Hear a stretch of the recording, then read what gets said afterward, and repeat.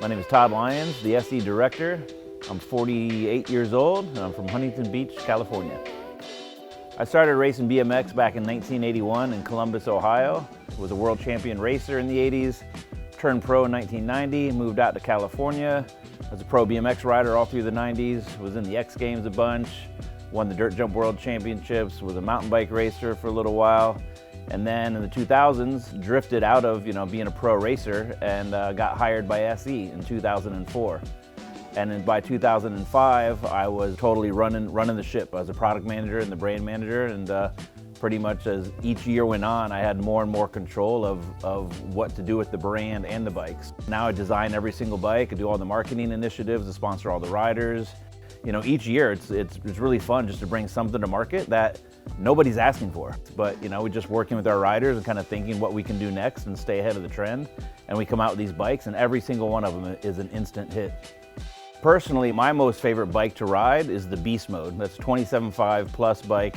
It fits me just right. It's a little bit bigger and more nimble than the Fat Ripper, and it's smaller and easier to throw around than the Big Ripper.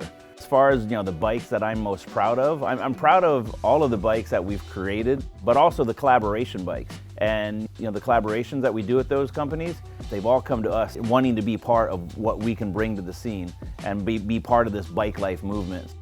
In the future, we've got some really unique collaborations in the works that I can't really talk about at this point, but the brands and stars, music stars and athletes and people that want to get involved with SE just shows how strong the brand is. We're also just growing this whole bike life thing, and at the end, bike life is getting people on bikes. The SE crew kind of stems off of the first riders we sponsored in this bike life category, which was the Cycle Squad Maniacs, and everyone knows D-Blocks. I wanted to expand upon that.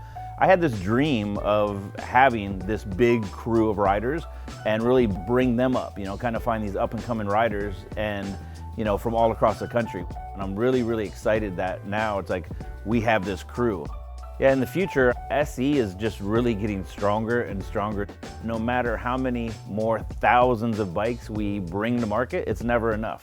People get mad at us for, man, what the heck? I can't find any bikes, man. You guys need to get more bikes in. It's like, we are bringing more bikes to market, but the demand is outpacing our supply.